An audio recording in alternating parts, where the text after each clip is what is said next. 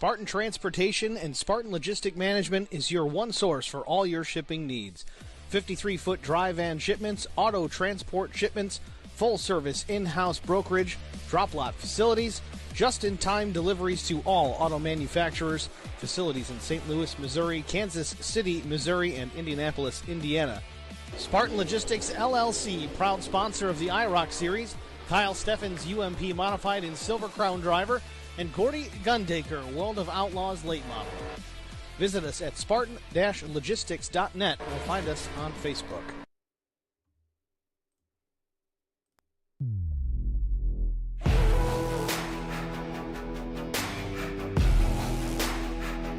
You're under my skin, closing up to the edge. No story to spin, set to enter the stage. You think you know, oh, time to roll. You're under my skin, closing up to the edge. No story to spin, set to enter the stage. You think you know, oh, time to roll. Opened in 2000, Kentucky Speedway made its debut on the Craftsman Truck Series, ARCA Menard Series, and IndyCar Series schedules the very same year. The 1.5-mile trial will played host to multiple NASCAR events each season before finally breaking into the Cup Series calendar in 2011. In 2016, the track was resurfaced and reconfigured, adjusting the banking from 14 degrees to 17 in turns 1 and 2, and narrowing the track to give cars leaving pit road a wider exit. The new pavement was artificially aged by 5 years to give the track some character, and safer barriers were added to the remaining parts of the outside wall that didn't already have them. Martin Truex Jr. set the qualifying record on the new configuration in 2017 as drivers topped the 190-mile-per-hour mark for the first time. Tonight, it's race number 3 of the IROC Challenge Series, and it's next on HBR TV.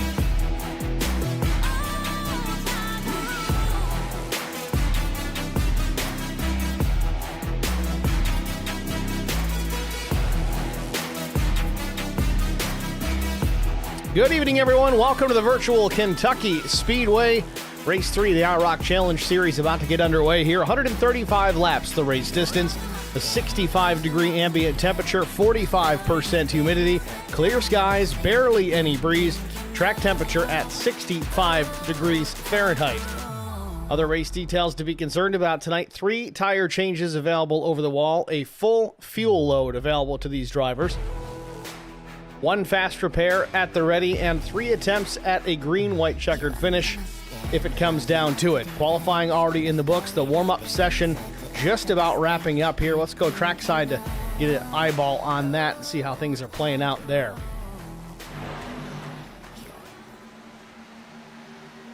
Top time so far, Chris Mefford, then Chuck Sweeting.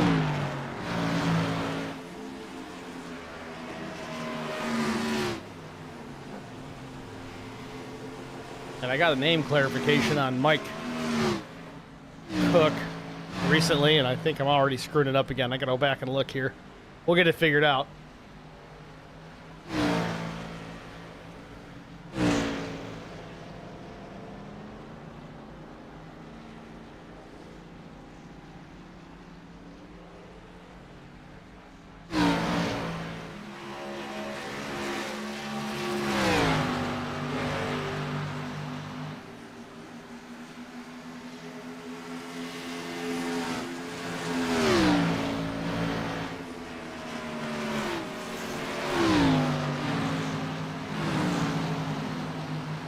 Well, hopefully somebody can help me out. I know somebody told me last time we had a race here in the IROC Challenge Series, proper pronunciation of Mike Cook, Mike Koch. I'm not sure. I think Koch was the updated abbreviation or pronunciation for that matter. I could be completely wrong, but somebody let us know. We'll get it squared.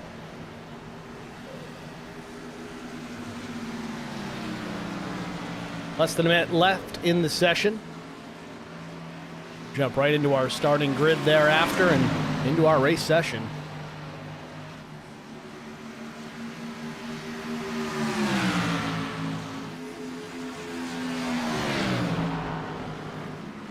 And taking a look at the schedule going forward, of course, we've got Kentucky Speedway tonight, then Phoenix Raceway next week. Watkins Glen International on the 16th. Unfortunately, I'll be traveling for that particular week.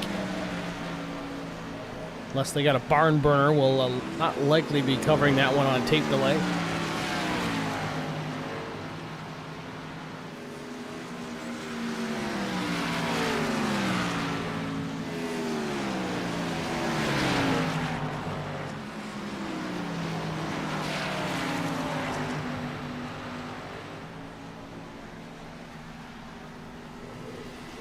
Black and red flag on the warm-up session. It is complete. Chris Mefford fastest, 30.03.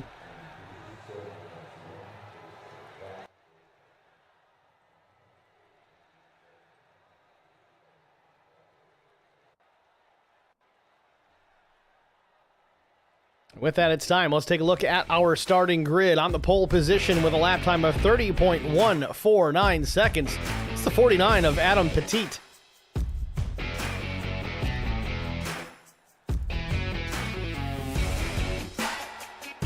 Not sure why that picture's showing up in the bottom, but either way, outside front row. Let's get to it here. The 85 of Mike Koch. Row 2, it's Casey Benson, Brian McCann. Starting in row 3, it's the 8 of William Tyndall and Tim Schofield. Row 4, Garrett Johnston and Daniel Dow. Jesse King will start in the 9th spot. Adam Benefield will start 10th. 11th starter is Bill Hull in the number 48 machine. Zachary Cleek in the 77 starts 12th. 13th starter is Chris Mefford. Joshua Mears, the number 36, will start 14th. 15th starter, it's Chuck Sweeting. Doug Wysocki, 16th. Josh Funkhauser, the 81, will start 17th. Grady Ray, the number 93, starts 18th. And shotgun on the field, the number 75 of Chris Wally. It's your starting grid here from Kentucky Speedway. We'll be going green flag racing here after just one pace lap. We're going to refresh the overlay here so we can fix this.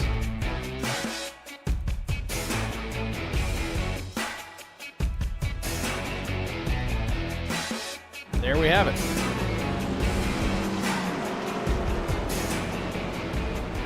Again, race details tonight, 135 laps. The race distance, 65 degree air temperature, 45% humidity. Clear skies, a 2-mile-per-hour breeze. Track temperature at 66 degrees Fahrenheit. Drivers with a full load of fuel at 100%. 3 sets of tires over the wall, and Mike confirms it. It's Koch like Scotch. I knew I'd remember it. Thanks, Mike. 1 faster pair, 3 green-white checkers. Hope we don't need them.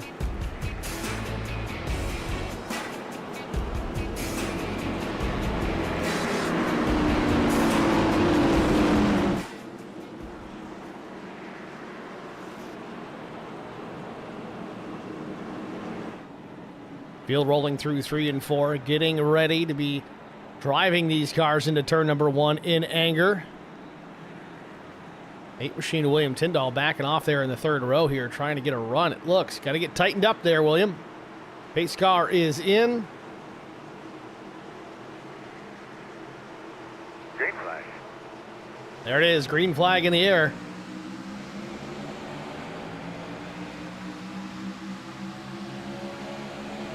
Trying to get a look here. The 60 machine at the front of the field. That's Adam Petit in the timing tower. It's the 49. We'll get that corrected hopefully by next week. Casey Bentz running in the 2nd spot. He takes a quick peek to the outside. Petit shuts the doors. Brian McCann jumps up a spot into 3rd. Now looking for 2nd in turn 3. Got Casey Bentz napping there. Didn't realize the 3 was down low. Had a short reaction out of the 27, but they're off turn number 4. Petit's going to lead lap number 1.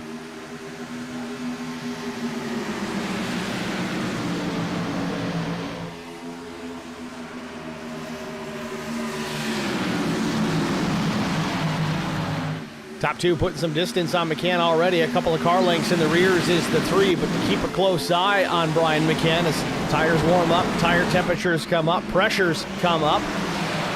So is Brian McCann's pace typically. We'll see if he can reel these guys in as the laps wind down. Behind McCann, side-by-side battle for the 4th spot. That's Mike Koch and Daniel Dow.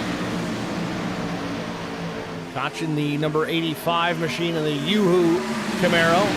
Loses the spot. Dow jumps up into 4th and trying to get 2 for 1 here as he's looking to the inside with Brian McCann, but nothing doing. Half car length the advantage for the 3.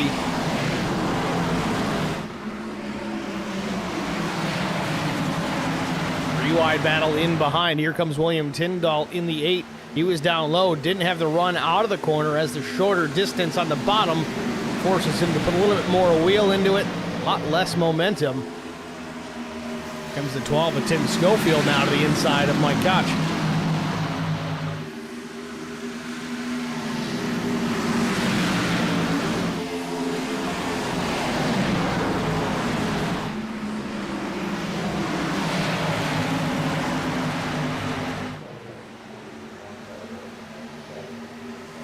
Schofield taking a peek to the inside and runs him down to the grass, does the 28 of Daniel Dow. I don't know if Dow didn't see him or if he did and was just forcing him to the grass. Says, yeah, you're not going to pass me on the apron. A little aggressive for this early on. I'm going to go with he didn't see him.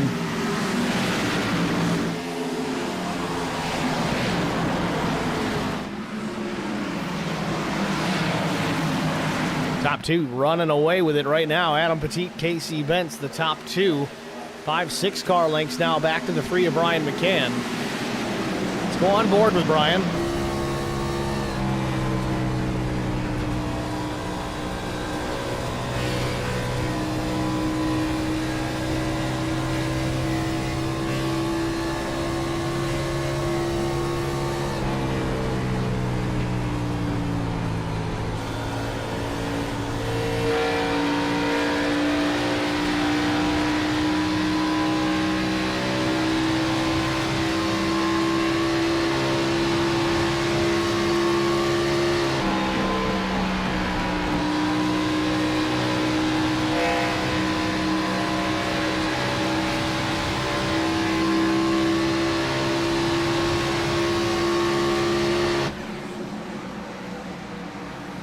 Tim Schofield continues to march towards the front, applying pressure to Daniel Dow.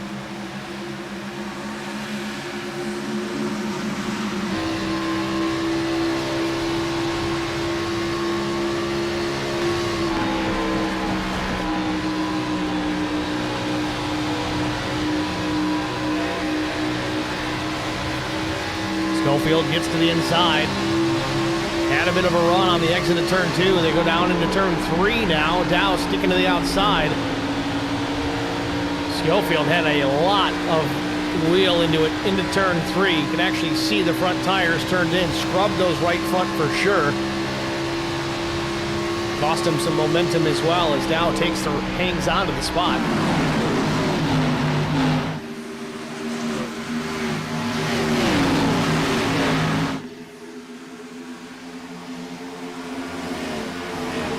Jesse King pulls out a line, looking to the inside of Tim Schofield. Watch the 25 Energizer Bunny there. The Camaro, maybe a little contact with King and Schofield in the middle of 3 and 4. They both get away, but a little momentum broken for Jesse King as he now sits behind Schofield in the 6th spot.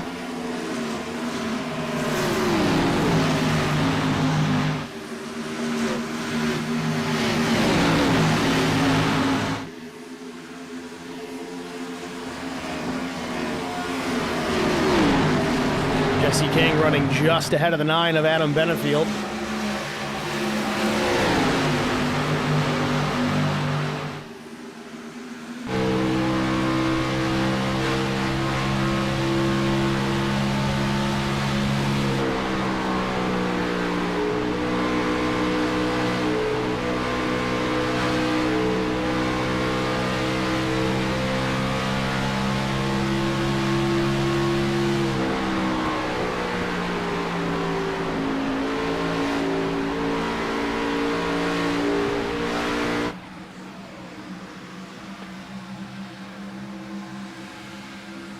Top 10 all single file now. Back to Garrett Johnston in the 10th spot. And here is 11th, Chuck Sweeting in the 57, but behind him, Chris Mefford working his way now to the inside on Josh Mears, the 36 Coca-Cola entry up top. And then the 77 of Zachary Cleek in behind. That's for 14th. Mefford, though, looking for the 11th spot as he finally gets clear of the 36. Sets his sights on the 57 of Chuck Sweeting.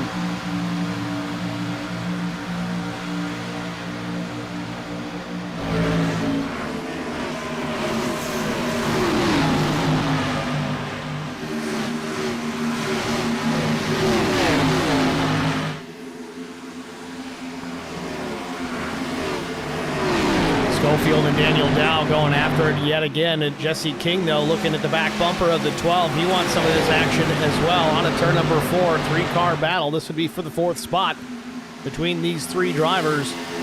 Seems that Schofield is a little bit faster than Dow, and King is maybe a little bit faster than Schofield. Last laps all within half a tenth of each other. Schofield now to the inside on Dow, 4 position off turn number 2. We tried this previously. We've got the right front too hot. Looks like he's going to tuck back in behind yet again. Looking out the windshield here, trying to take the spot while keeping a close eye on the rearview mirror. Does not want to let Jesse King get alongside. Schofield again taking a peek.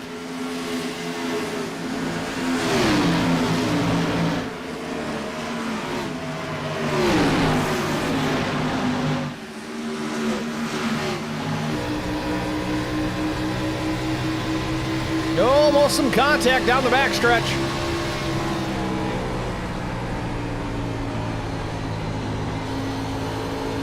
Schofield's pushing hard right now. Can actually hear a little bit of tire noise off the front of that machine. Crossover from Dow. The Schofield had it, but Dow goes back in the inside now, looking for taking the spot back. Wants to be inside the top 5, not just the bottom of it. Meanwhile, Jesse King in behind both of these drivers, watching it all unfold. Driver's eye cam on board the 25. Jesse out of Jasper, Texas. Rides in behind Dow.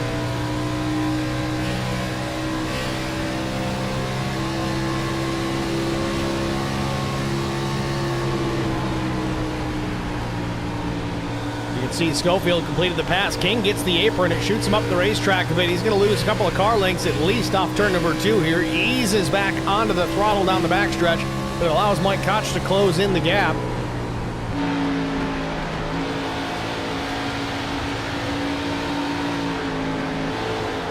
Oh, Jesse up the racetrack in the fence. Maybe some contact with the 85. That was a close call.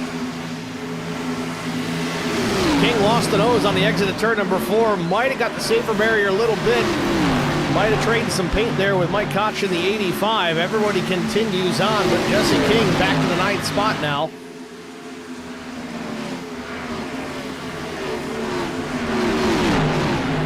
Meanwhile, up front, change for the 2nd position as Brian McCann reeled in Casey Benson, got around. We'll see if we can track down that pass and show it to you. In fact, here it is. Just a few moments ago. Down to the inside. Just drove it to the bottom of the racetrack. Not much of a fight from Casey Benz. He did have the outside. Carried the momentum a bit. This was off turn number 4, but not quite enough. Can got clear.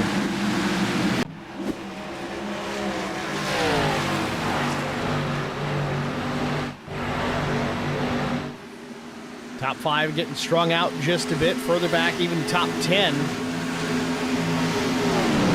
bit closer quarters. Adam Benefield still in the 10th spot.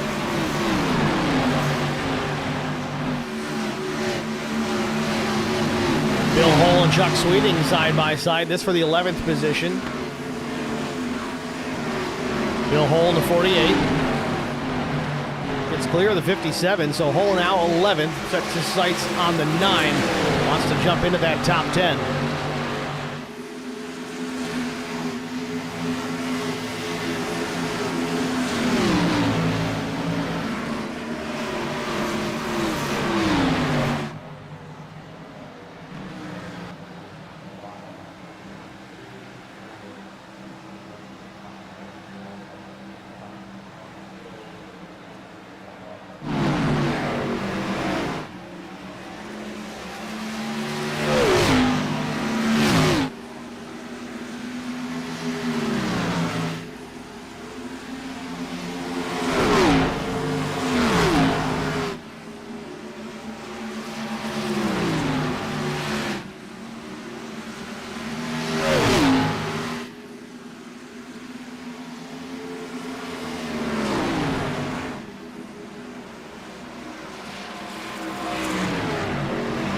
Brian McCann applying pressure now to the race leader. It's Adam Petit out in front.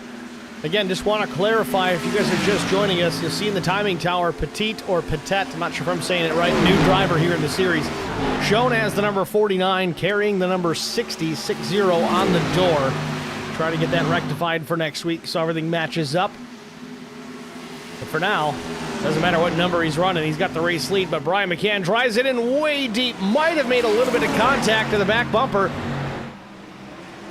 60 up the racetrack here on turn number 4. Opens the door for Brian McCann, but going to battle back.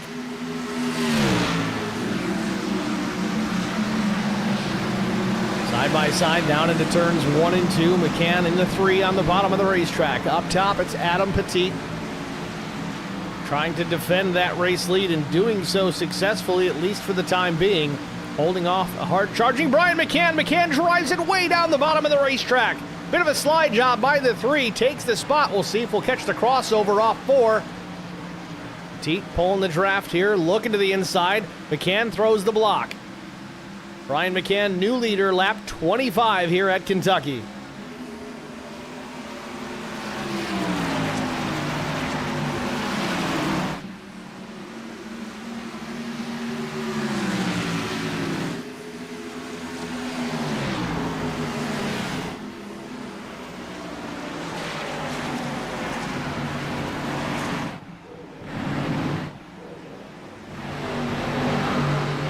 Casey Bent still running in that 3rd position. Things have changed and the caution comes out. Competition caution here in the IROC Challenge Series. Pace car making its way out onto the racetrack to let these drivers make some decisions here. Again, 3 sets of tires available over the wall. I don't think anybody really needs the fuel right now, but of course, if you're going to make the trip to pit lane, you might as well top off the tank. Pace car driver just forcing his way through the field. But at the competition caution, Brian McCann was your race leader. We'll see who, if anybody, or really if anybody stays on the racetrack. I imagine everybody's going to come down and pit here, at least at a minimum for fuel.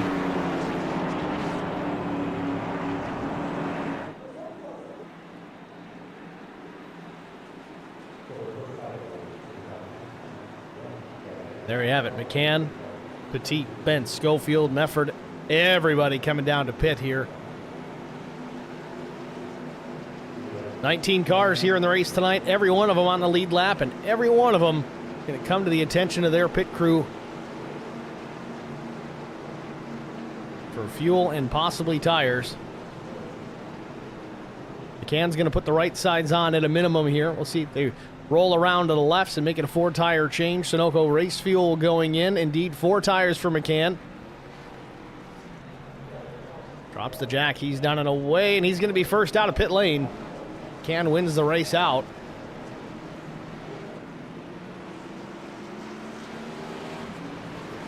So 4 tires and fuel, at least so far for the top 10 cars. 11, 12, 13.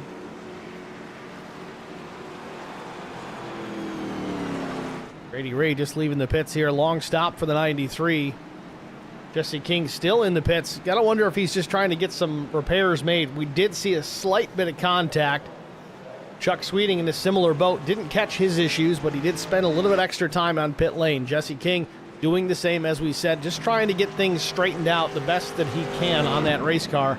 Certainly a fast repair is available, but didn't need it really in that instance. It was not significant contact, but he did flatten both sides of the race car. Right side's in the safer barrier, the left side's in another car. That was Mike Koch to be specific. King's going to restart here. Shotgun on the field.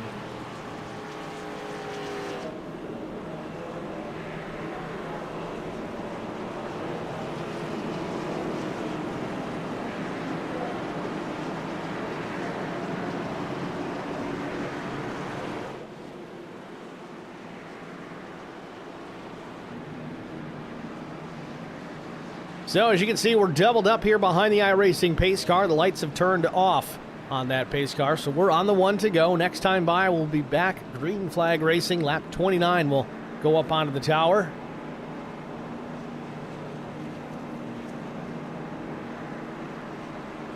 Todd Cleek in the chat says, "Let's go, Cleek, too slow." Got to get out there and push him, Todd. Where are you, buddy?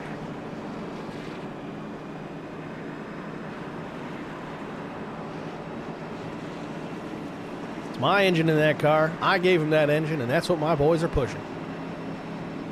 That's just what popped into my head. The joys of ADD.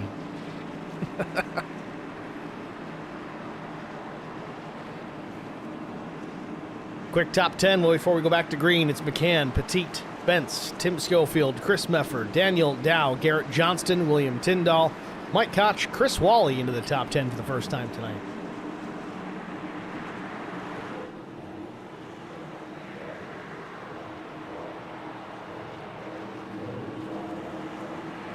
Green flag. McCann on the jump, waits late into the restart zone, but he fires off, gets the jump on the rest of the field. Side-by-side battle behind him for the second spot between the 60 and the 27.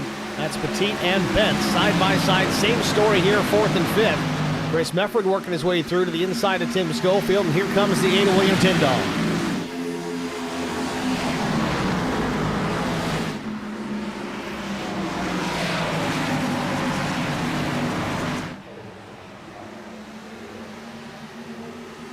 Back to the stripe, McCann's going to lead the lap after the restart. We still watch this fight between the 46 and the 12. Chris Mefford in the 46 down low, the black, white, and red machine. 12 is Schofield, who just gives up the spot here, tucks in behind Mefford. Oh, big wiggle there, the 15 and the 8. Tyndall, a little bit of contact from Garrett Johnston, loosens him up, sends him up the racetrack off turn number 2, but Johnston not waiting. He goes up there quickly. Here comes the 28 of Daniel Dow. He drives it way deep into 3 and 4. See how much that hurts the race car here later on in their run. Usually those first 5 to 10 laps is when you really got to take care of the tires. Otherwise, they're going to haunt you the rest of the run.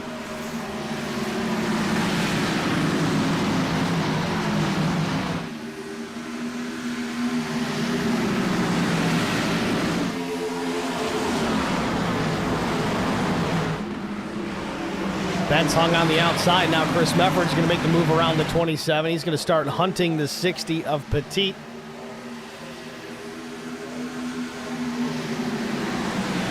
Schofield's going to take a spot too. I got to wonder if the 27's just being passive here. We just talked about it a moment ago about tires and how important they are to be babying them early on in this run. It might be what's going on here with Bentz. Saw McCann drop back at the beginning of this race, lost a lot of ground, but after some time was able to reel in the top 2 and then eventually take the top spot. Watching the 28 here, Daniel Dow had to check up there, put a lot of wheel into it to avoid contact with Garrett Johnston. He's still now alongside Casey Bentz. This would be the battle for the 6th spot. Dow's got a nose out for now. See if he can get clear down into turn 1 as he reels in Garrett Johnston. Further up the pack here, Chris Mefford working to the outside of the 60 machine. This for the second position. They're side by side into turn number 3. Late turn in from the 60. Mefford caught it in time. No contact made, but the 60 catches the apron of the racetrack, shoots him up just a bit, makes possibly some contact with Mefford. Couldn't tell for sure. He's going to lose some ground. We saw the same happen to Jesse King at the end of that last run. Schofield down the racetrack, almost contact with Petit. That was close. Don't know what his spotter said, but it looked like a self-clear to me. Petit's going to battle back to the inside.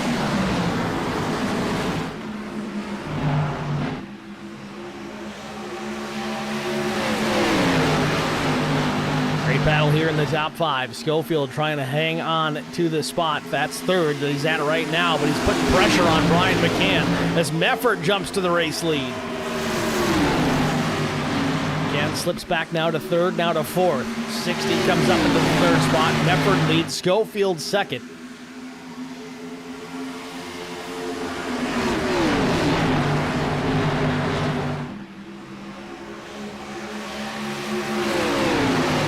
McCann trying different things here. Works to the outside, trying the top lane, see if he can build some speed up top without burning off that right front.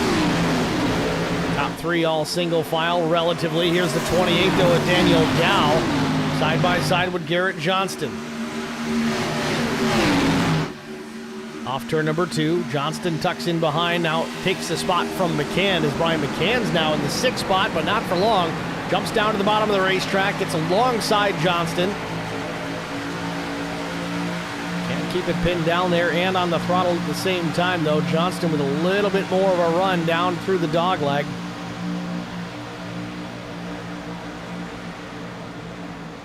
Schofield losing the spot now to Petit again as the 60 regrouping. Put some distance on the 12 down the backstretch here. 4 or 5 car lengths back to third. Schofield now in trouble here, looking to the 28 of Dow, closing in as well.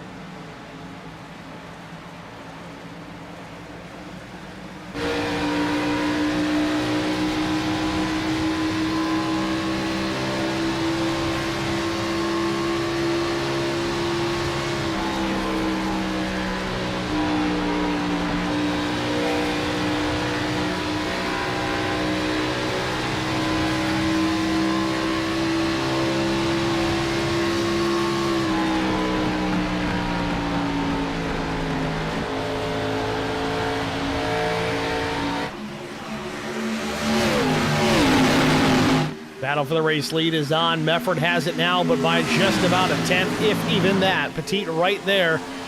Cooled his tires off, regrouped, went back to the whip. Now he's right there, half a car length off the back bumper as they work on a turn number 2.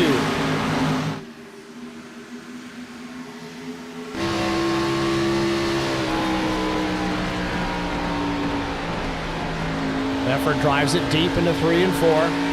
Early back to the power is Petit in that number 60 Ford Mustang.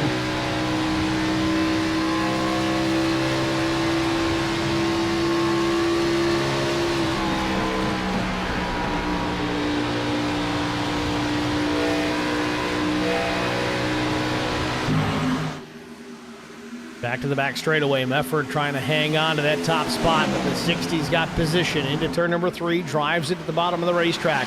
Straddling that new, fresh pavement patch they've got there in the middle of 3 and 4. Maybe some grip there, maybe not, but it didn't seem to hurt him at all, but not enough to get around Mefford. Mefford continues to lead. Lap 41 goes up on the board.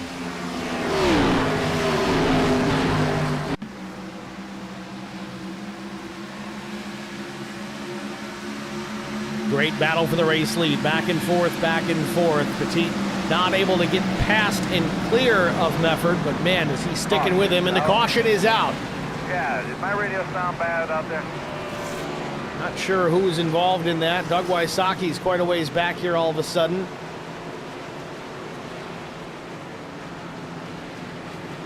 Not really getting an indication as to what triggered this, but 77 seemed a little slow, so we'll start here and see if we can track this down.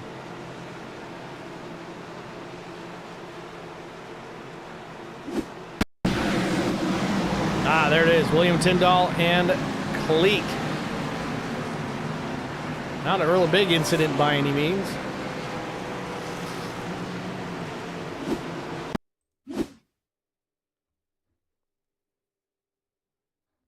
Tyndall gets into the left rear. It's the 77 of Zach Cleek. Just gets him crossed up and off pace enough that the iRacing system threw the yellow, but puts us under our first caution for cause of the night.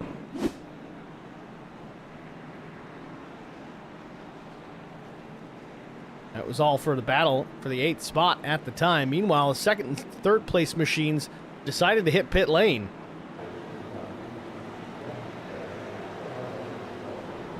This is going to get them off sequence here. I can't see them putting another set of tires on. They only had 3 over the wall to begin with. We're still not halfway. They changed a set at this last pit stop. This should put them on a different fuel strategy, get them a little bit off cycle with everybody else. And he's going to put tires on. I don't know if I like this idea. Mike Koch in the pits. So 4 tires and fuel here for Adam Petit, pole sitter tonight. They just took tires here at our competition caution. That was about lap 25, lap 26.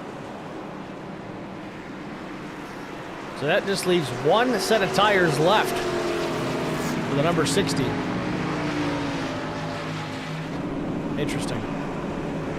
And Daniel Dow did the same. Looks like he put tires on as well, as did Grady Ray.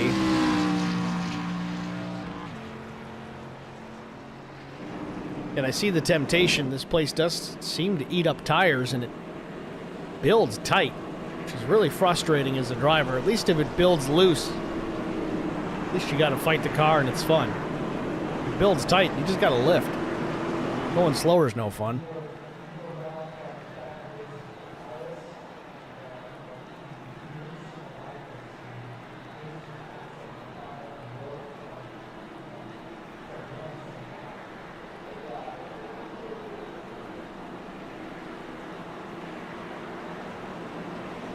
Got Albert Anderson in the HBR TV chat, says, it'll be interesting to see how that plays out for the 60. Yeah, I don't know. I don't see it paying off. I mean,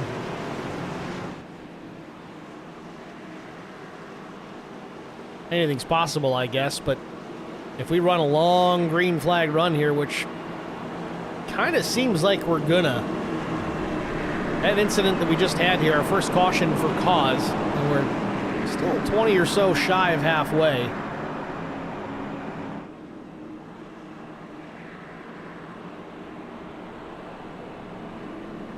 While we're under this caution, guys, if you haven't already done so, go ahead and like the stream itself. That helps us immensely. But more importantly, go ahead and click the subscribe button. Just make sure you didn't already. The last time I said hit the subscribe button, I lost 3 people, so I think they may have already done it. And then they unsubscribed. Which is never fun.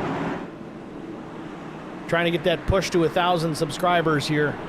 Be great if we got it in before the end of the year, but I'm realistically looking at 2025 for that. So help us out. Click the like button, click subscribe, turn on the notifications, all the good stuff.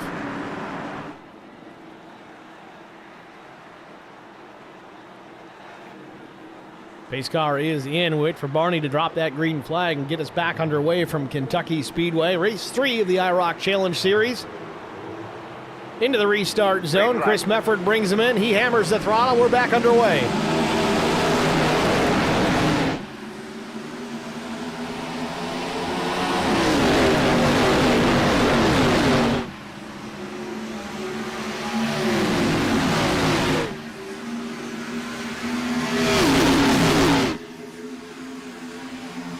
And just like that, a battle for the race lead. Mefford and McCann side by side through 3 and 4. Chris Mefford top side, McCann down low.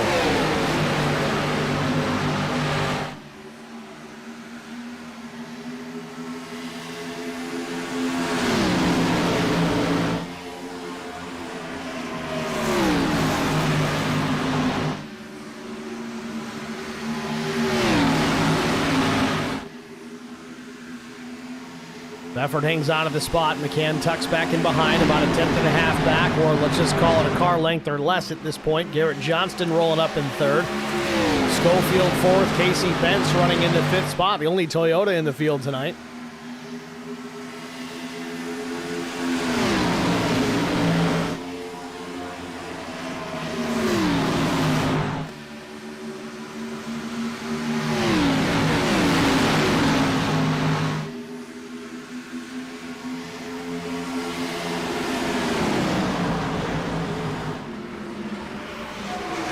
Big-time traffic here just outside the top 5.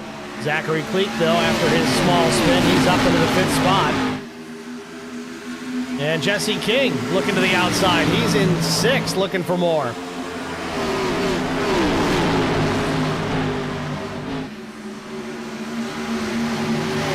Casey Bentz closes the door on Jesse King with a 3 wide onto turn number 2. Dow in the middle, and then the 36 of Josh Mears down low. King a little loose on entry, hangs on to it.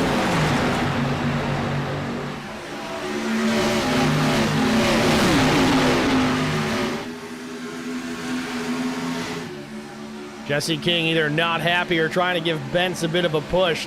Just a few feet between the two of them at this point as they roll back through turns 1 and 2. King in the number 25 Energizer car. Tyndall slips up the racetrack, hit the apron, closes the gap to the 57, almost gets into him. Crossover from King on Bentz as they roll back into the corner. Side by side, King now on the low side. Bentz up in the middle. They're going to close the doors. Cleek is on the top side there. Bentz has to check up. Opens the door for Chris Wally as he gets into the top 10.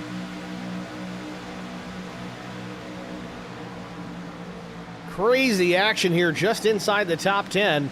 Further up the racetrack, Daniel Dow continues to march forward, gets to the inside of Garrett Johnston down the back straightaway.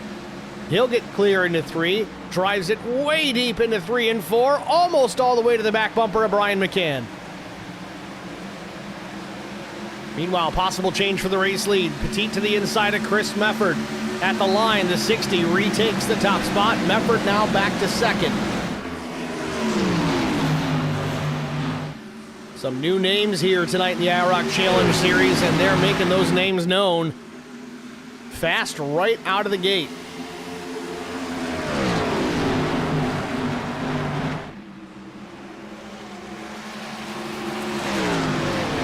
Meanwhile, second place being contended now. Chris Mefford trying to hang on, but to the outside, it's Daniel Dow. Again, you got to keep in mind those top 2 now, Adam Petit, Daniel Dow. They made a pit stop at lap 42, and they did take a full set of tires all the way around.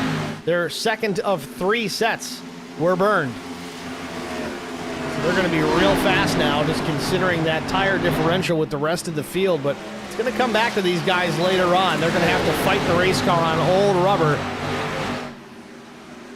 with only 1 set left over the wall.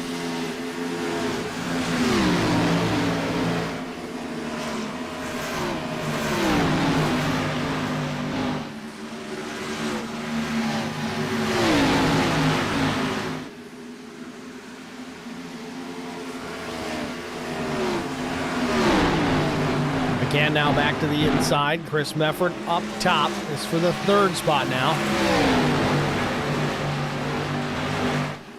Really the most realistic battle to look at right now. Again, those top 2 on much fresher tires by comparison.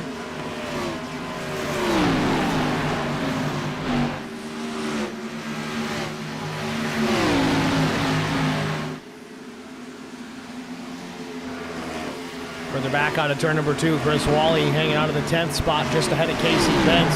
Bentz was struggling to stay into the top 10. He was fast earlier on in this run, was working his way through, seemed shot out of a cannon, but that pace has fallen off quite a bit. Runs in the 11th position. And Casey started in the third spot here tonight.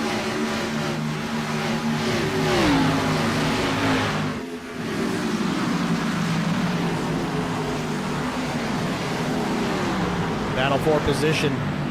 Bill Hull trying to hold off the 9 of Adam Benefiel. Adam on the bottom in that white and green machine.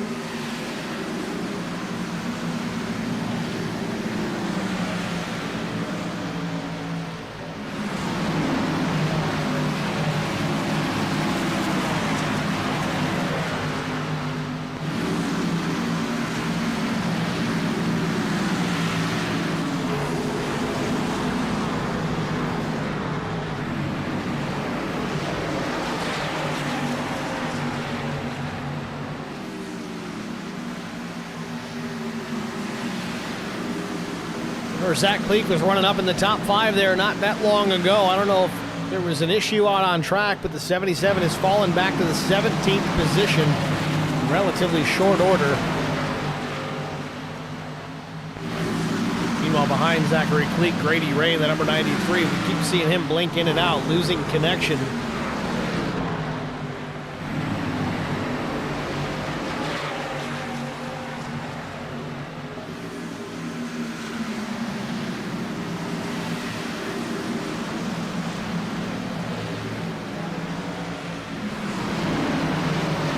Further back up the field, the 48 of Hull looking to the inside of Mike Koch again. Meanwhile, ahead of them, Casey Bentz trying to work around the 57 of Chuck Sweeting. More side-by-side action here, 2 rows deep as they work back into turn number 3. Sweeting drives it down to the bottom of the racetrack. Bentz continues to free fall. I don't know if he just got those tires too hot or it's just starting to wear out on him and he can't keep that thing turning. Either way, he's a little off the pace from what we expected and what we saw earlier on in the run.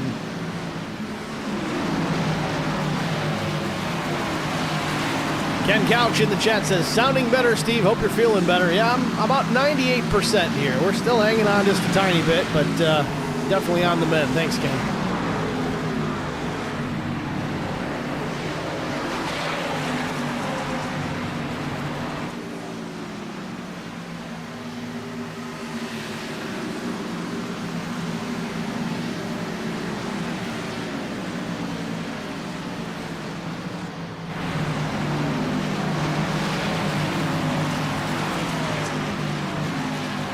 Drivers settling into a groove here at Kentucky. Things getting pretty well strung out. While Wally in the 10th spot trying to pick up the 9th position from the 8 of Tyndall.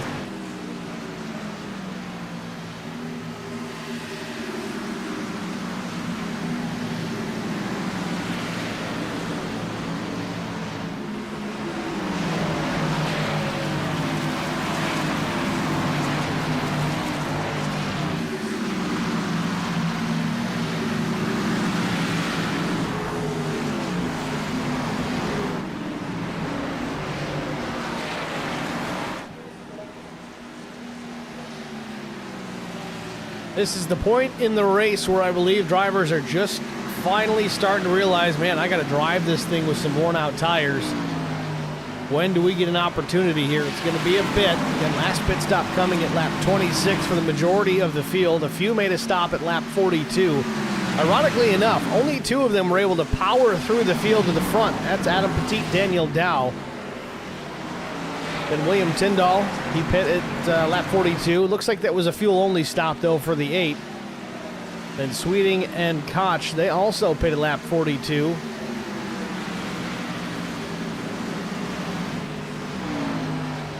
That was fuel-only for Koch.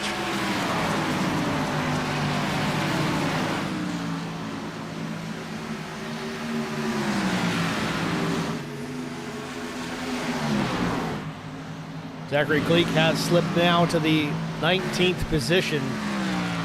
Not sure if he's dealing with some connection issues as well, or if that's just Grady Ray ahead of him. We've seen the 93 blink out quite a bit.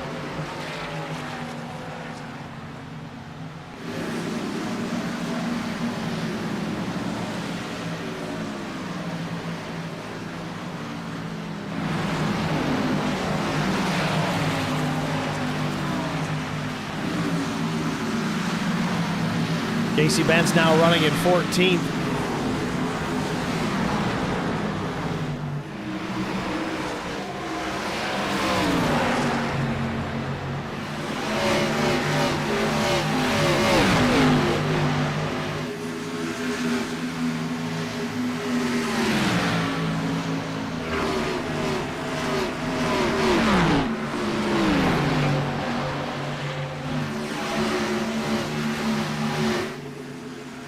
Garrett Johnston, Tim Schofield side by side as they work into turn number 3. Schofield on the bottom. Schofield going to slip up just a bit here. Might push the 15 up towards the safer barrier. Does it just gently. Still side by side at the line. Couple of laps shy of halfway.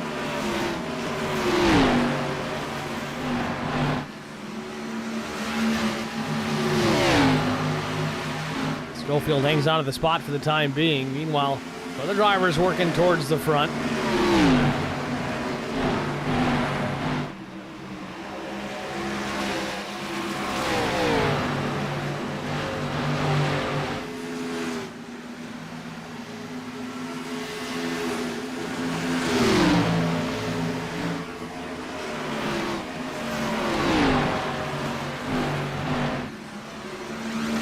.67 laps, about to be 68 laps in the books here in about a half a lap. We'll be halfway when they cross the stripe. Meanwhile, Brian McCann jumping to the inside, took a peek to the inside of Chris Mefford.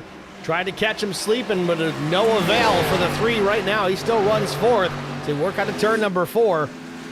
Might just be a matter of time. They cross the stripe. We're past halfway here at Kentucky Speedway, meaning we're going to step aside, get a quick HPR TV side-by-side break out of the way, but we'll be back. You won't miss a moment after this. I met Marcos Garza when we were doing radiothons for St. Jude Children's Research Hospital. We needed sponsors to help us raise money, and he's always the first one to jump in. I would describe Marcos and his team as upstanding, someone you can trust, and he is just a genuine guy.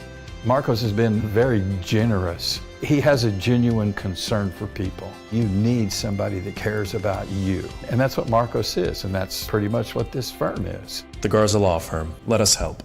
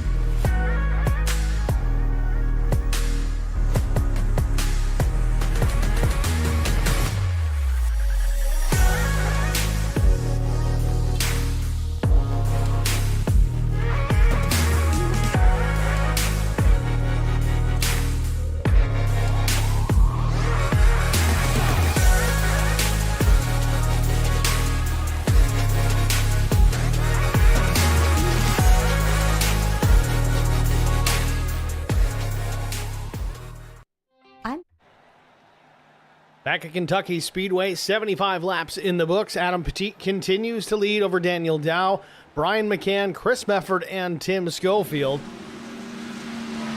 Right now, it's not even close. 2.38 seconds back to second place. And that's Daniel Dow, and he's got about 3 seconds back to Brian McCann.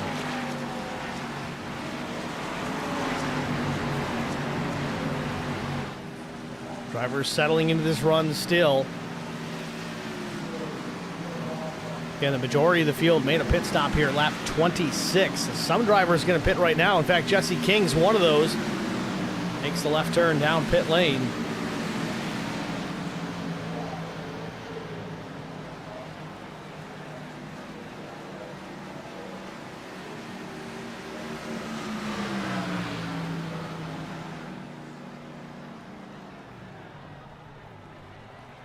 King slows to a stop in his pit stall. Right side tires going on. I imagine a 4-tire stop for the 25.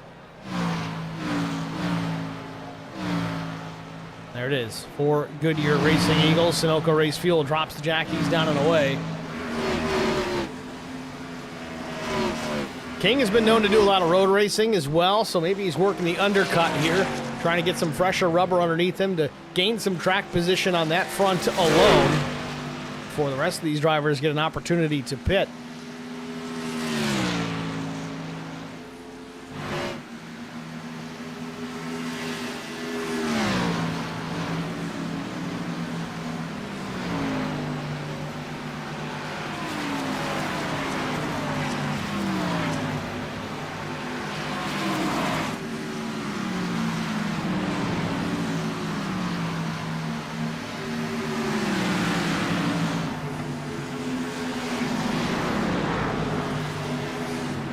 This stage of the race, everybody seems somewhat content to run reasonably single file. Mike Koch going up the racetrack, though.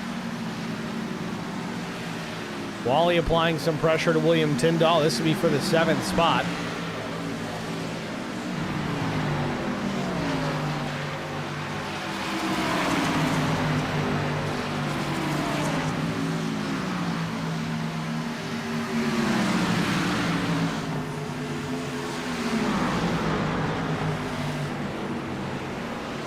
Wally to the inside. It's also going to allow Mike Koch to close the gap just a bit.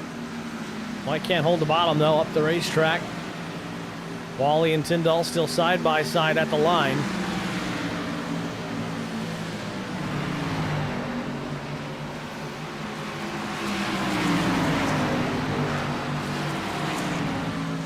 Just to give you guys an idea of the tire fall off here. Some other drivers are making their pit stops. But Brian McCann, his fastest lap of the day so far, 30.74. His last lap, a 32.24. Pretty significant. By comparison, race leader Adam Petit with newer tires by comparison. His last lap, a 32.13. So yes, he's still running quicker by just under a tenth and a half, but those lap times have reasonably equalized. Again, this long stretch of green flag run not really falling into the hands of the top two that made that pit stop at lap 42, 40 laps ago. Meanwhile, Chris Mefford pulls down pit lane. He's going to take his second set of tires.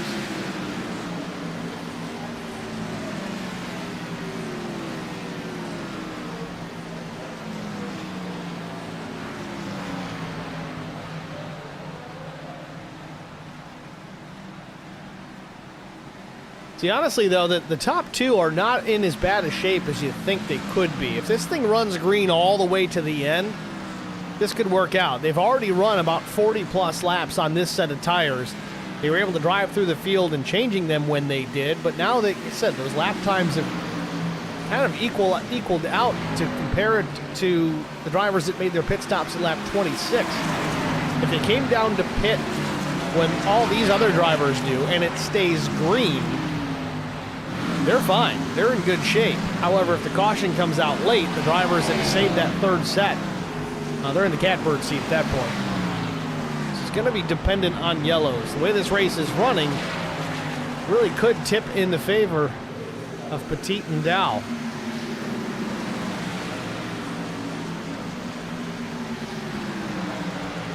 Some effort now shown in the 19th position. A few cars a lap down now, but again, this is all through the pit cycle. So green flag stops finally.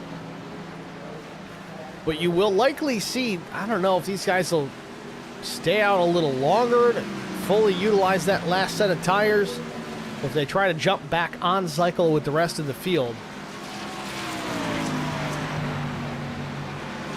Schofield in the pits.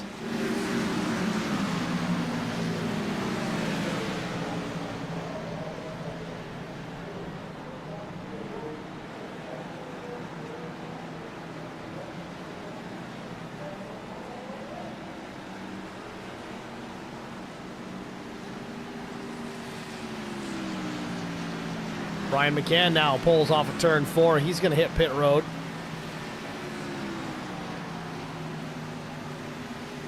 Now they might be able to go to the end on fuel here. That's one of the questions. The full fuel load, still not 100% sure on what the fuel window is as far as the laps are concerned. McCann trying to get to his pit stall ahead of the 81 of Funkhauser. Pulls to a stop. Casey Bentz finishing up his pit work. He's down and away. McCann with the right side tires on. Crew around to the left. 4 tires and fuel for Brian McCann. McCann drops the jack here. 15:27 to stop.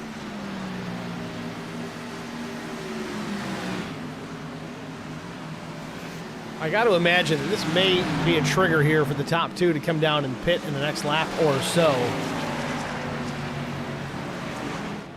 Yep, here he comes. 60 of Adam Petit pulls into pit lane here for what could be his last stop of the day.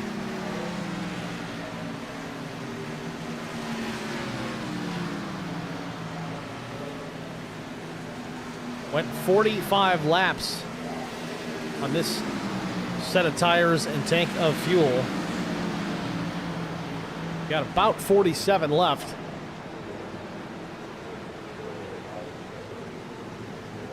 Either way, unless he needs to get some fuel late, he's out of tires at this point. Last set going on to the 60 machine. Mike Koch is taking over the top spot in the meantime. He drops the jack, he heads down the road. 14.9 seconds. Well, Koch with the lead, McCann getting his lap back. So Brian McCann back into the lead lap grouping of cars in the now 9th position. It's the 28 of Dow now going down the lap, and he'll be able to catch up to the 85 rather quickly here after he's put on some fresh tires as well.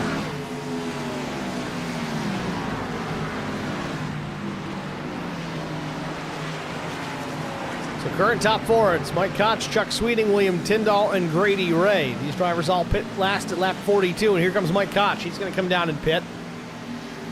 Now we know we can go this far on a tank of fuel. So this would likely be the final stop for the 85, but again, still has an extra set waiting if he needs it later on. The series not known for its cautions, but if it does come out, you will see some drivers utilize that extra set of tires that some of the faster guys just don't have tonight. Sweeting now takes over the top spot.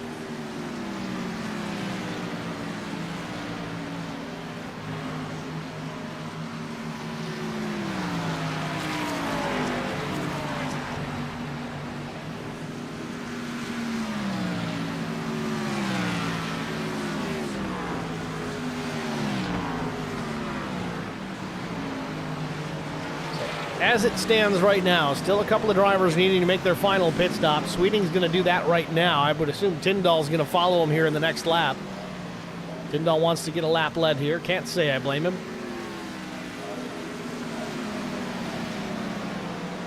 That puts currently 9 cars on the lead lap. Chris Wally in 10th would be the first car 1 lap down. Would get the lucky dog if the yellow were to come out.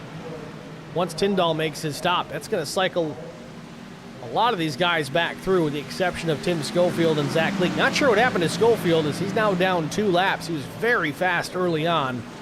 It's one of those laps back right here.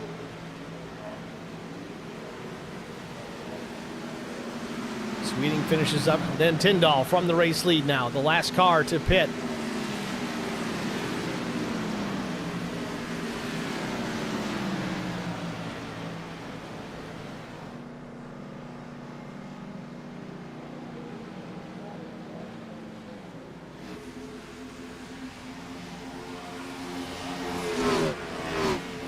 Tyndall pitting, that's going to give Chris Mefford back the race lead. He was able to cycle past the 60 of Adam Petit.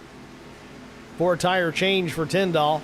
The battle is on for the race lead. The 60 goes back to the inside here, looking for the top spot.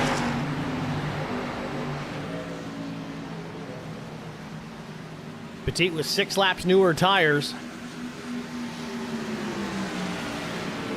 Going to make relatively short work of the 46. Chris is going to try and battle back, but he's fighting against the losing battle here. Not much he can do here until later on in this run when these cars become a little bit more equal.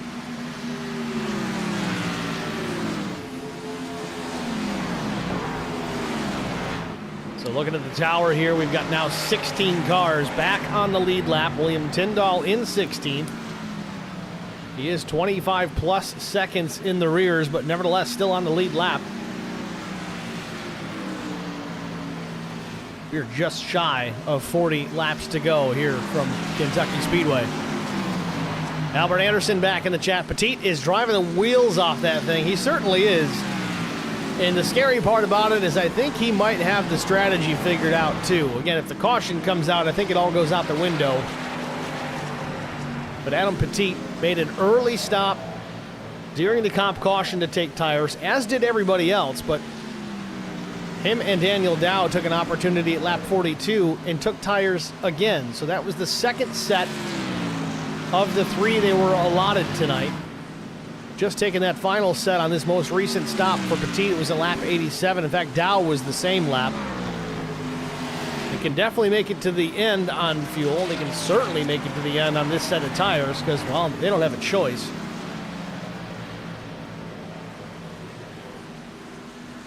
But they really need this thing to run green to the end. So every lap that goes by, the new versus old tires, they get a little bit closer each time.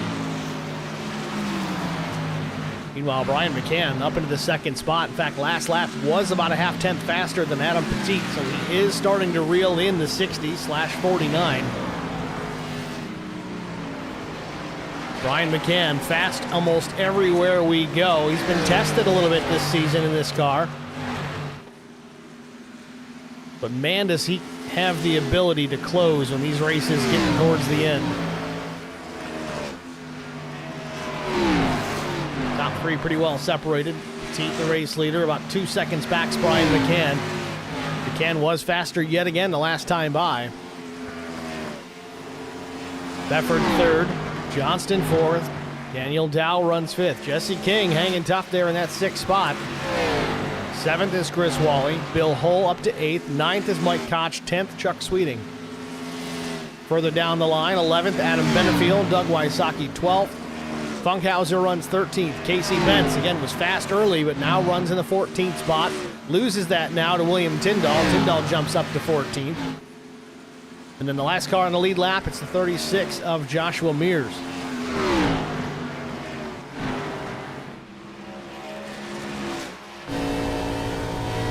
On board with McCann. He's got some work to do. McCann's still quicker, about a 10th.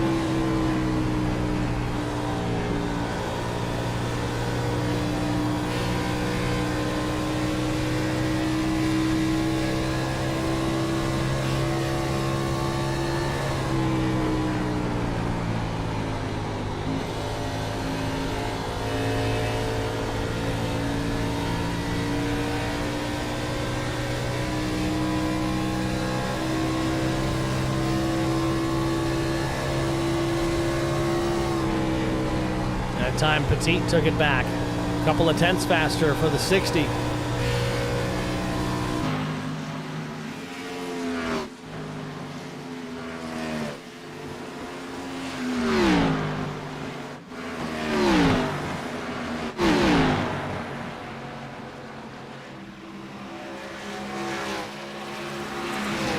Daniel Dow doing the same, working his way back towards the front as he gets clear of Garrett Johnston for the 4th spot.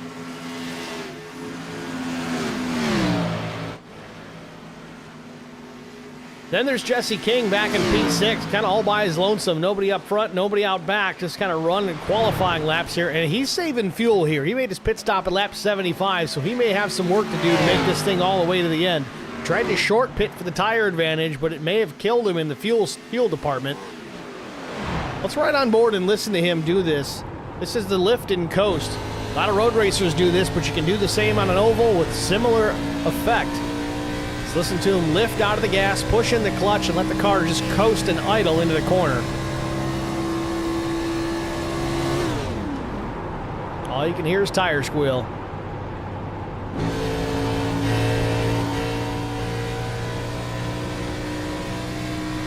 Jesse King might have a problem if we run green to the end.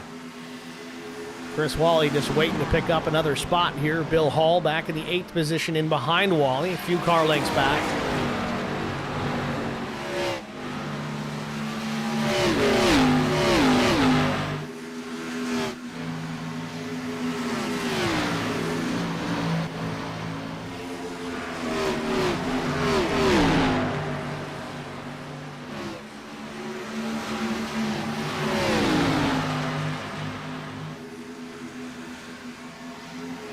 Sweeting to the inside of Tim Schofield. This is not a position. Schofield shown 17th, 1 lap down.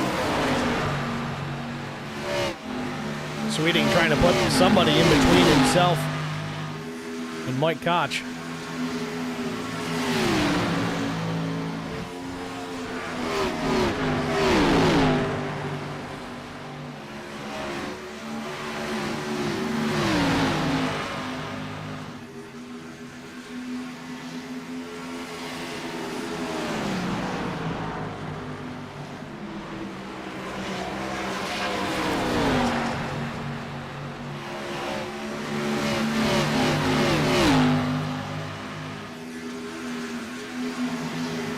.30 laps to go here from Kentucky Speedway. Adam Petit still out front. 2.5 seconds back to Brian McCann. And again, Petit has just set sail here, running some quick laps. In fact, he's still under 32 seconds. At the line, does he stay there? Just a little bit slower, 32.10 to McCann's 32.02.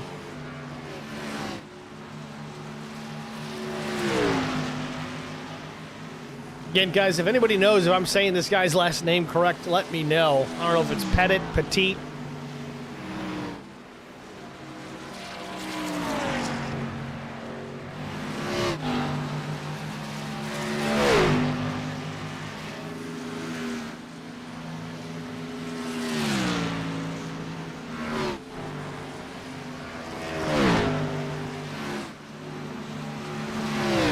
Last car in the lead lap, it's the 36 of Joshua Mears. Also with some work to do as he's about 2 seconds back from the next competitor, Casey Bentz. Again, surprised to see Casey so far back. He was fast early on. Really seemed like he had something for these guys in the top 5. Don't know if he sustained some damage or if he's just burned off those tires. Doug Wysocki started in the 16th spot. He's up to 14th, just having a run. Funkhauser, haven't talked a whole lot about the 81 tonight, though. He started back in the 17th spot. He's up 4 and 13. Again, kind of a similar situation. Nobody too close. Out front or in back. William Tyndall, however, running in 12th. Down a few spots here. Started in the top 5, finds himself 12th. Looking for more. Car length and a half, maybe 2 off the back bumper of Adam Benefield.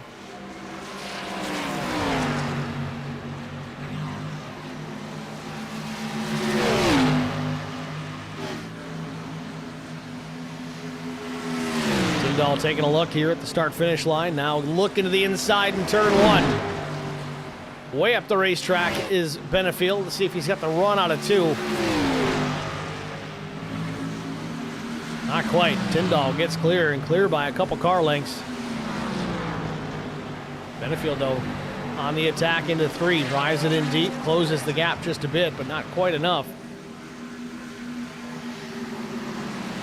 So Tyndall, one more position closer to the top 10 with 25 laps to go. Jesse King is the number 25 that runs in that 10th spot.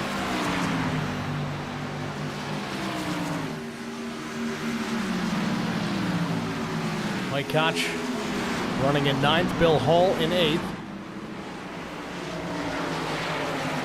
Chris Wally runs in the 7th spot. Chuck Sweeting having a day. Started 15th up to 6th. Would love to crack that top 5, but he's got work to do. He's got 6.6 seconds to make up on Garrett Johnston if he wants to do it.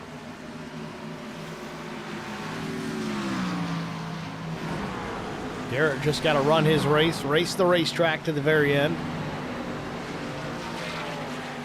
Daniel Dow about 2 seconds up on 5th place. Starting to catch Chris Mefford, though. 3/4 second gap up to the 46. See if Dow can reel him in here with 23 to go. Mefford does have 6-lap older tires by comparison.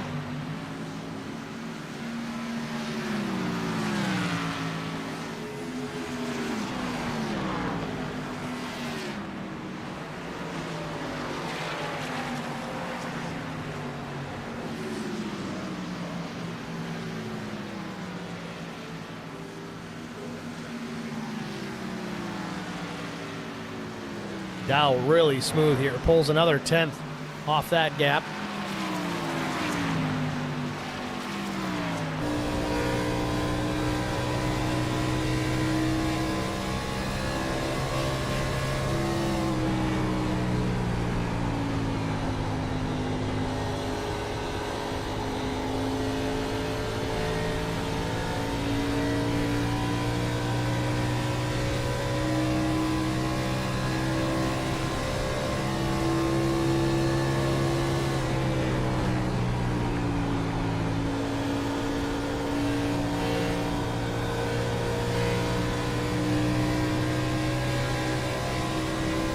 Mefford took some back. It's up to about 7/10 yet again, so kind of a back and forth battle here. This would be a top 3 position for Dow if he could get it. Chris Mefford not likely to give it up easy.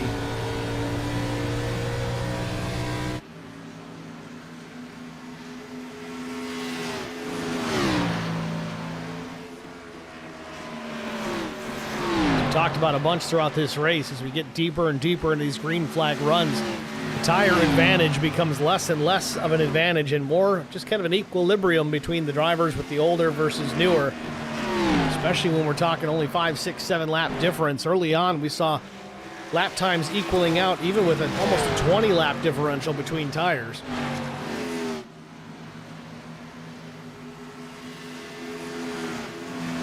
Last laps for the top 2, only 0.04 of a second separating them. Still out 2.5 seconds here with less than 19 laps to go.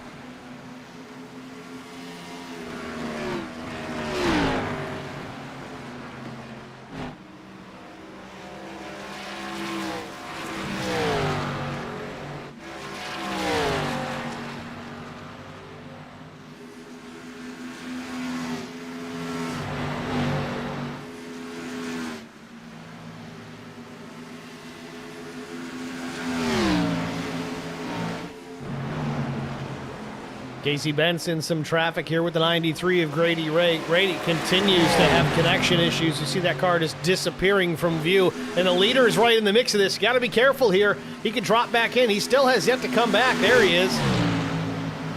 Adam Petit's got to be careful because if the 93 of Ray disappears and then the leader fills that gap,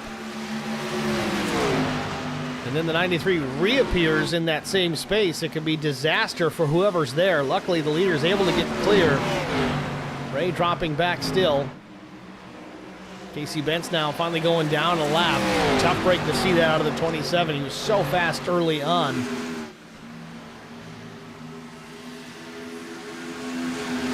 little bit of lap traffic, though, has allowed Brian McCann to cut into that race lead. I don't know if he's going to get close enough here with 15.5 to go. Definitely cut in about 4.5 tenths.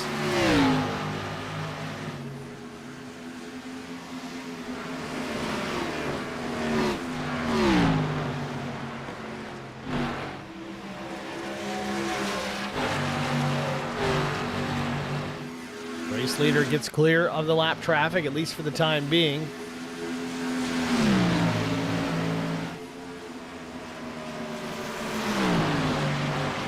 Saki would be the next one. Still a couple of seconds down the track. It's McCann now working with Grady Ray, trying to get clear of the 93. Ray sticks it to the top, at least being very predictable with the exception of the connection issues, but McCann to the bottom.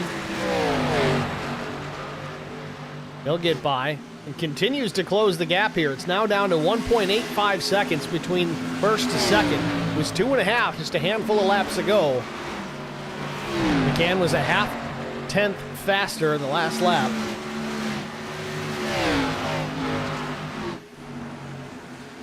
Tell you, if he does that all the way to the end, he'll catch him.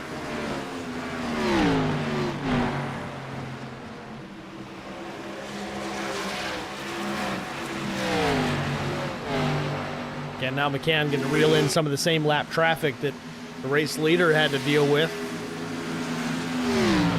McCann can get through here without losing too much ground. It's going to be key.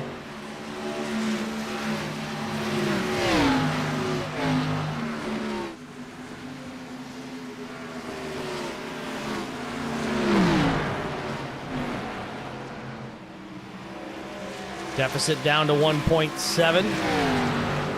Can picking up another 10th. 12 to go. McCann a full 10th faster that lap.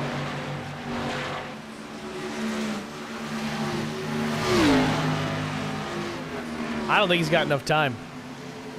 Unless he really picks up the pace here, I don't think the three's got enough to catch the race leader here and do anything with him.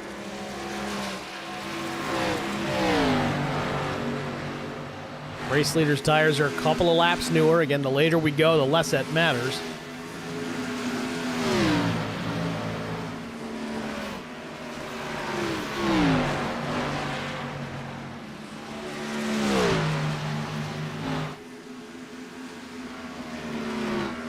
One more lap car between the race leader and Brian McCann. That's Zachary Cleek.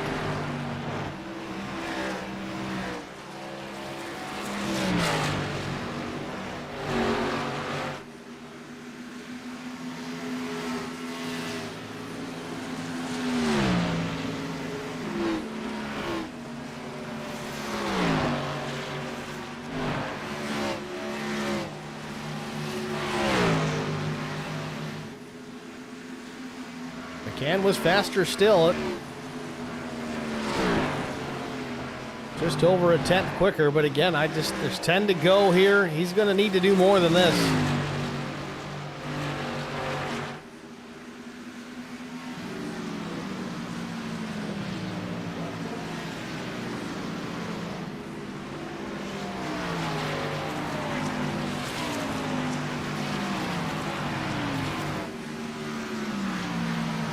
Meanwhile, Jesse King has fallen back just a bit here, running in the 11th spot. Battling with the 9 of Adam Benefiel. Again, King was in fuel save mode. Don't know if he's going to have enough to make it to the end. That might be why he's shedding positions, at least now.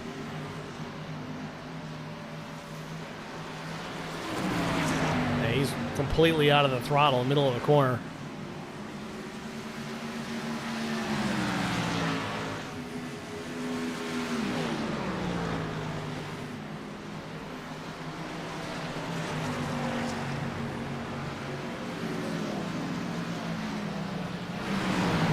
Change of position. Garrett Johnston trying to take it from Chuck Sweeting. Sweeting's going to battle back on the outside.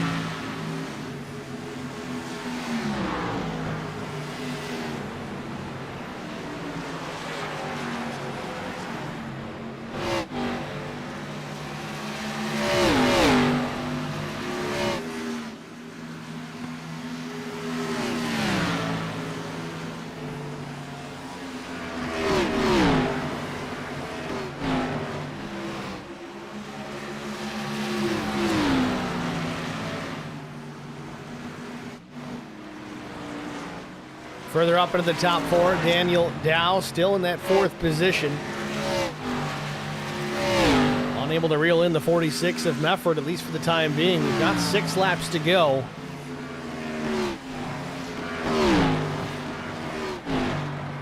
Meanwhile, the gap from first to second continues to get smaller and smaller. It's now down to under 1.2 seconds. McCann going to have to deal with another lap car. It's the 81 of Josh Funkhauser. Josh has been known to give the leaders plenty of room. We'll see if that happens here as McCann catches him just about into turn number 1. McCann's already lost a 10th here just from the dirty air from the 81. Funkhauser slips a bit as he hits the bottom of the racetrack. It's going to really hurt the exit speed of the 3. Loses yet another 10th here as they get down into 3 now.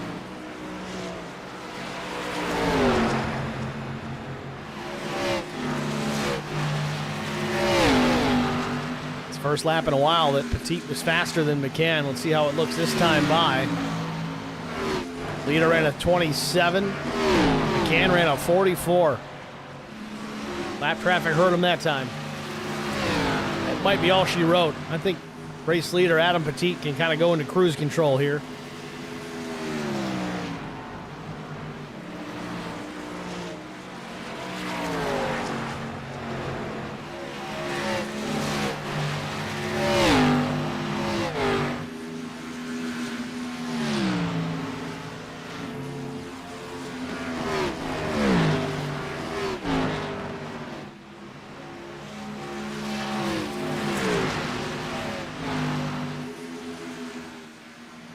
Just like that, though, McCann took back a couple of tenths. Again, with almost 2 laps to go here, I don't see him being able to reel him in, but he dumps it down even further. It's 1.1 through 3 and 4. Plenty of daylight between the leader and McCann, but for how long? Looks like they're going to reel in Doug Wysocki here. The race leader's going to have to make short work of the 34. Last lap, McCann was over a 10th quicker yet again.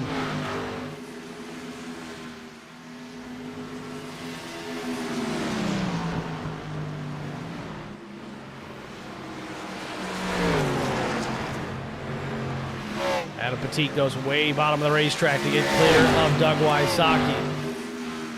White flag in the air. Final lap for the 60. Full second advantage plus. Back to Brian McCann. Should have plenty to hold him off, plus the lap car in between. On to turn number 2. Deficit 1.06 seconds.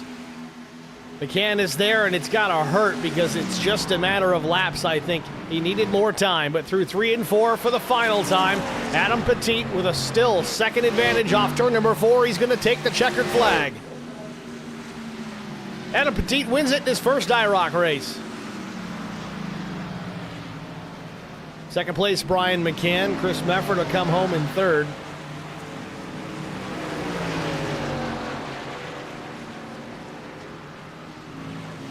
Jesse King still under power. We'll see if he can make it back to the start-finish line. He's been saving fuel for quite some time.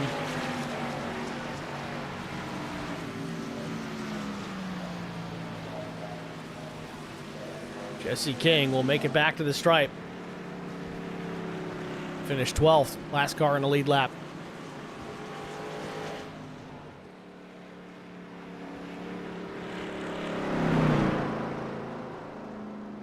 Well, we're going to talk to Adam here in a little bit. We'll find out if I got his name wrong or not. I'm sure I do.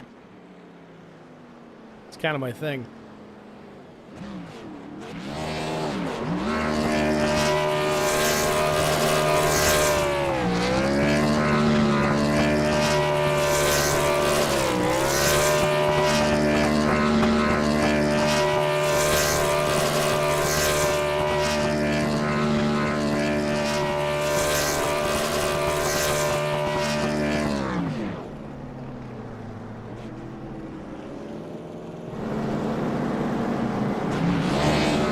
Wrapping up the burnouts here. We're going to step aside, get our final break out of the way. We'll be back with our top 3 finishers after this. Stay with us. We'll be right back. I met Marcos Garza when we were doing radiothons for St. Jude Children's Research Hospital. We needed sponsors to help us raise money, and he's always the first one to jump in. I would describe Marcos and his team as upstanding, someone you can trust, and he is just a genuine guy. Marcos has been very generous. He has a genuine concern for people. You need somebody that cares about you. And that's what Marcos is, and that's pretty much what this firm is. The Garza Law Firm. Let us help.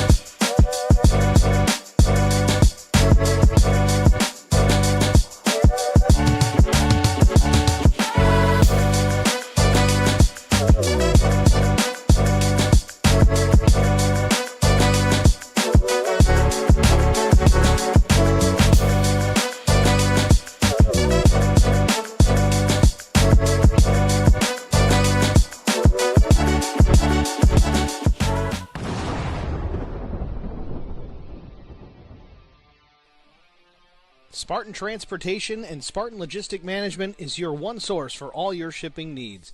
53-foot dry van shipments, auto transport shipments, full-service in-house brokerage, drop lot facilities, just-in-time deliveries to all auto manufacturers, facilities in St. Louis, Missouri, Kansas City, Missouri, and Indianapolis, Indiana.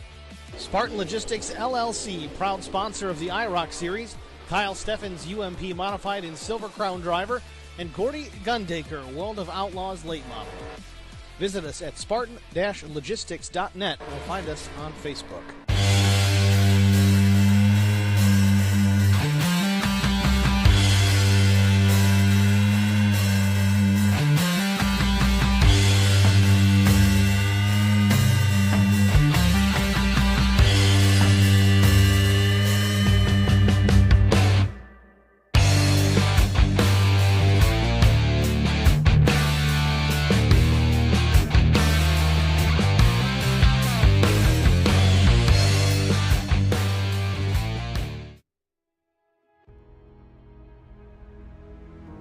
Back at Kentucky Speedway Race 3, the IROC Challenge Series, Segment 2 in the books, and newcomer Adam Petit with the race win from pole position.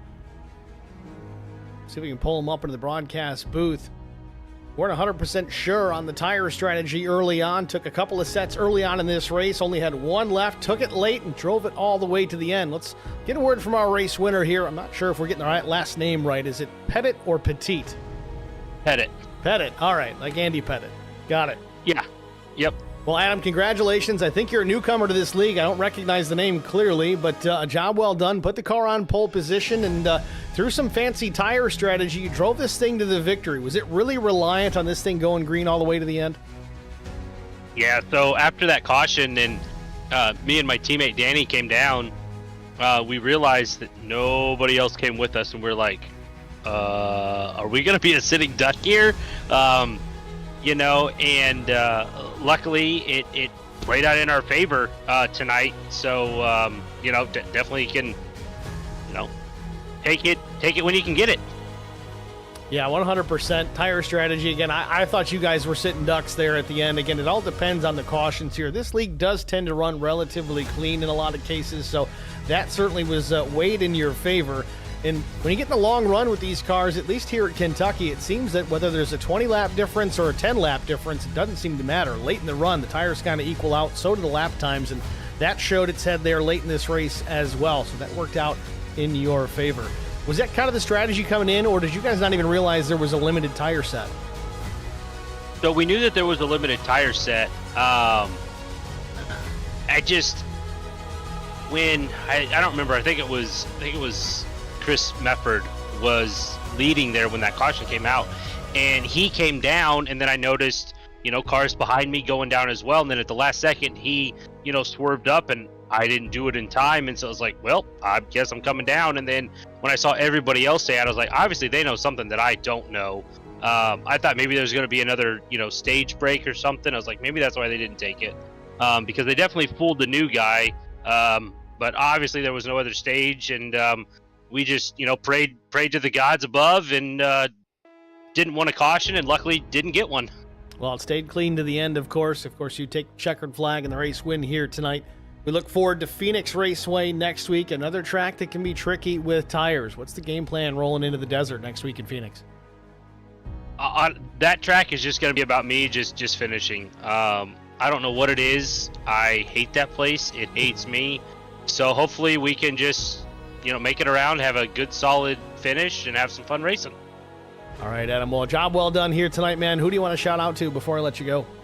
I want to give a big shout out to Chris for allowing me to join the league, halfway through the season. I know that sometimes getting new people in here can kind of mess with things. So I want to give a big shout out to him. Thank you for letting me do this. And then shout out to my sponsors, Anything EC, for coming on board. They sell amazing detailed products for your car. So if you're in the market for some of that, head on over to anythingec.com. Use code PETIT15 to get 15% off your entire order. And you for a killer broadcast. I watched the one from a couple weeks ago, and you did a great job, and so I'm super excited to watch this one tomorrow. All right, Adam. Well, congratulations again. Thanks for the kind words. Thanks for talking to us, and good luck next week at Phoenix. Sounds good. Thank you, Steve.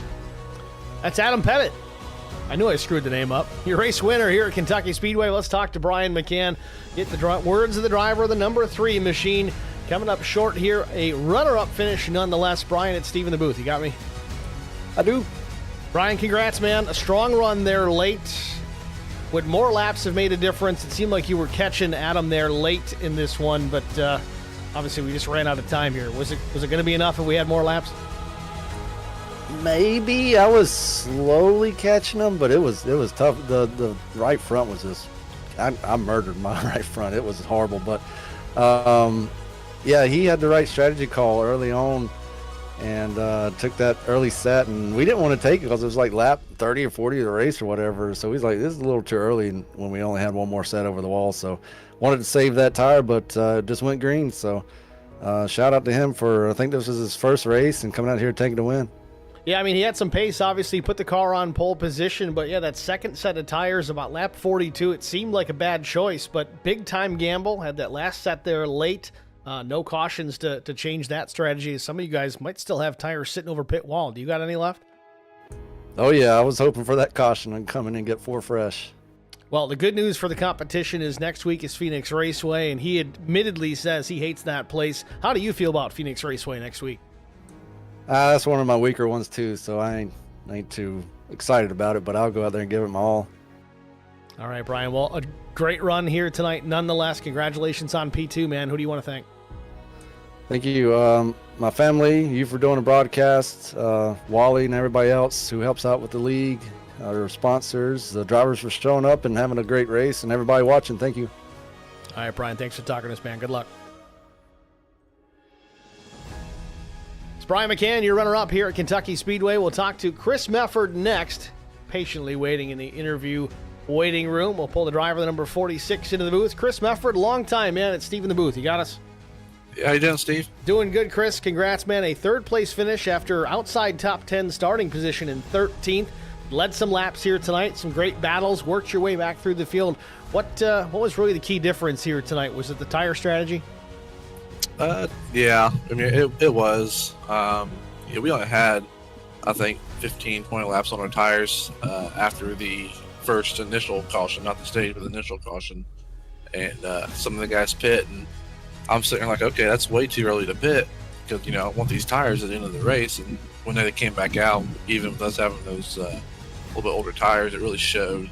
So, I mean, I had a good long-run car. Obviously, Brian did too, and you know, so did everybody else. But yeah, I think tire strategy was definitely the key to the night. Well, next week we go from here. We got tire strategies here at Kentucky. We go to Phoenix next week. Very tricky style racetrack, rather unique as far as the layout is concerned. Are tires going to be a worry next week there as well? I think so. I think in these things they will be. One guy's going to be to watch, which is every week, is going to be Brian. Brian is a very smart racer, and he's very strong with these flatter tracks, as New Hampshire is his and Kevin's favorite track, as we all know. But you know, it's a different track for sure. 1 is very long, and then 3 and 4, you really got to get in the throttle early, but it seems like it's too early when it's really not. So if you want somebody to watch Brian in practice, he'll be able to show you a line.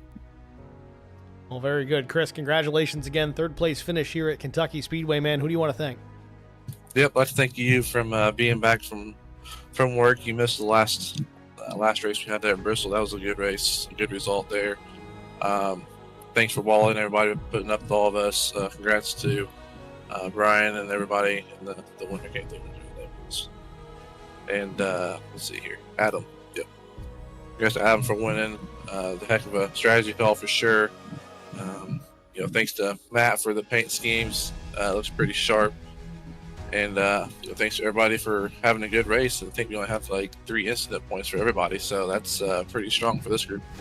Clean night for sure. Congrats again there on third place, Chris. Thanks for talking to us, and if you're running next week, man, good luck. Yep, thanks, Steve. It's Chris Mefford, your third place finisher here at Kentucky. We're going to back out here and take a look at our race results. Of course, we already talked to our top 3 finishers of the night. Adam Pettit, not Petit. Brian McCann was second. Chris Mefford came home in the third position. Fourth place went to Daniel Dow. Chuck Sweeting was fifth. Chris Wally finished in the 6th spot. Bill Hull up to 7th. Garrett Johnston comes home in the 8th position. 9th went to William Tyndall. 10th was Mike Koch. Adam Benefiel was 11th. Jesse King saved the fuel, finishes 12th on the lead lap. Probably not the finish that he wanted, but had to salvage what he could with the fuel he had on board. He was gambling for a caution. Doug Wysocki was 13th. 14th went to Josh Funkhauser. Casey Bentz, after a strong run, unfortunately 15th, one lap down. 16th was Timmy Schofield, strong early as well, also a lap down. Josh Mears 17th. Zach Kleek was 18th. And last but not least, in the 19th spot, the number 93 of Grady Ray. That'll wrap it up for us here as far as the results are concerned. Want to just remind everybody, if you haven't already done so, go ahead and click that thumbs up if you enjoyed tonight's broadcast. We do appreciate that. It's free to do it. It definitely helps us push this out to wider audiences and some more fresh eyeballs.